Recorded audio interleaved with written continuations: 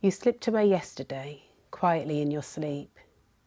What, some were in the kitchen, some were in their cars, others in the garden, and children in the park. Maureen Anderson's tribute to her mother after her death in 2020. You slipped away quietly, whilst I was in the chair.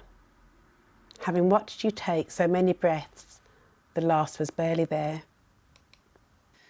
Samora, known as Sil, and Charles had been married for 59 years and they died within a short time of each other.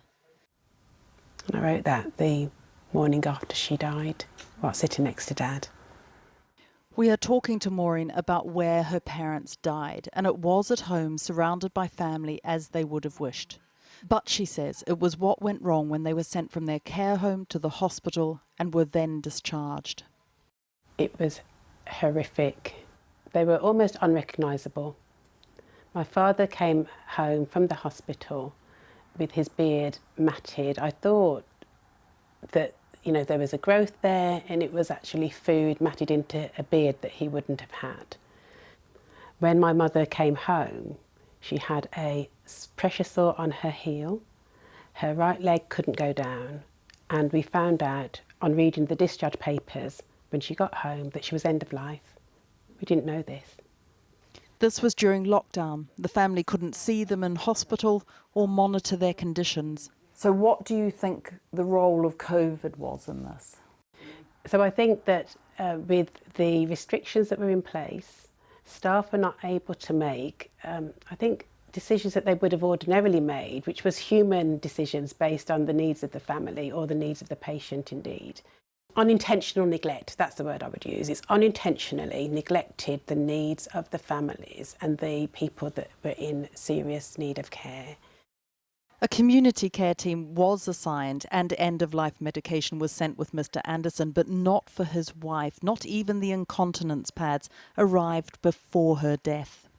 There's been a lot of focus on the numbers of people who've died in hospitals and in care homes during the pandemic, but what about behind closed doors? Figures this week will show that UK-wide 100,000 more people died at home than would have been expected. So the question is, did they die where they wanted to be, and did they get the help they needed?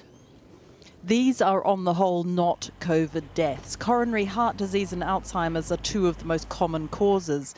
And dying at home was already increasing, but these figures are where we would have been in a decade, not now. There's a few things that have been suggested might be behind it in terms of patients and families who are, where the patient is near the end of life, making the decision not to go into a hospital or a hospice because they won't be able to be visited by their loved ones and to stay at home. So that's one set of factors. There might be other people who've perhaps been concerned about seeking help for a problem and avoided going to hospital because of COVID. Now there are calls for deaths in private homes to be included in the upcoming COVID inquiry, looking at what has been happening behind those doors across the UK. I'm not entirely sure whether we're clear or whether we know what the kind of outcome has been for many people, and that's part of the reason why we're calling for this to be part of the public inquiry on COVID. I think really key for the future is to be able to make sure that community capacity for care and support, that training and skill sets are delivered to those professionals that are going in, and that those families that have picked up a huge amount more responsibility for care are being helped throughout the course of that person's journey. The last months were not what the children and grandchildren wanted for Charles and Sil, but at the end they were able to gather around their beds as first one died and then the other, and it was peaceful and dignified. Well, joining me now is Baroness Finlay, a crossbench member of the House of Lords, who's also a medical doctor and Professor of Palliative Medicine. Baroness Finlay, welcome to the programme. We heard some upsetting detail there from Maureen Reynolds about how her parents died. Clearly, many families have been struggling silently. How have we ended up in this situation? Well, we have a situation which is long-standing, which is why I've got an amendment down to the Health and Care Bill that should be debated tomorrow, that specialist palliative care services should be core. Up until now, these specialist services have often been funded just by charitable donations. They've been relying on people doing fundraising events and so on. That is really awful. We must have the services available everywhere when they're needed, and that means that we need 7-day services, and we need to have advice available 24/7 to families. What kind of specialist services are we talking about? What sort of advice do people need? We're talking about specialist palliative care teams, so that would be a specialist doctor and specialist nurses, and an advice line, and then increasing the skills in others around so that that team can educate other people and raise the standards. We know that where there have been those teams in place, they have been driving up standards in the community and in hospitals, in intensive care units. They've even been going into some care homes just providing education at a distance. But they're very few and far between, and they rely, by and large, for 2/3 of them rely on charitable fundraising. And this should be a core NHS service so that wherever people are, they get the care that they need. Many people, if you ask them, would say, I would prefer to die at home. Is this something that should be welcomed, for want of a better word? And in which case, how do we enable that for people? There was a very interesting survey actually done by my colleagues in Wales with over 2,000 respondents. And actually being surrounded by your loved ones came out higher than the place of death itself. So I think people talk about, I want to be at home, because they mean that they want their family around them. But of course, that might not be the best place for that person.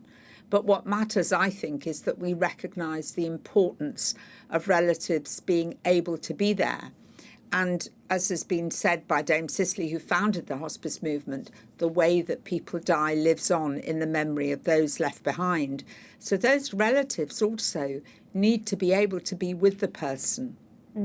You actually ended up writing a guide to people who are dealing with a loved one dying during lockdown. Can you just share with us a sense of what that guide says? I wrote a very, very simple guide through the Bevan Commission in Wales and Hospice UK, and it's on their websites. And it was very simply so that people would know how to provide very, very basic, simple care at home, but also what to expect, how to recognise if somebody really is dying, and when they have died, what to do and what they don't have to do, because people panic. But just to note the time, sit there quietly, stay with the person, pick up the phone when they're ready to, whether it's in hours or out of hours, to the GP or whatever. But really a very, very straightforward guide, just about sips of water, what to do with medication, because I was really concerned that there would be a lot of families who effectively were providing much more care than they had been trained up to do, or that the resources were there to support them in doing. So this independent inquiry into COVID deaths, should these numbers of people, extra numbers of people dying at home, be included in the remit of that inquiry, or is that too broad? No, I think it's absolutely right to call for the way that care was affected for home care, because the provision changed everywhere. And so we got to look at it in the round. We can't just look at one bit and leave a whole segment out. Okay. And care in the community has been a large part of healthcare provision, and it's expanding. We know there's a shortage of hospital beds.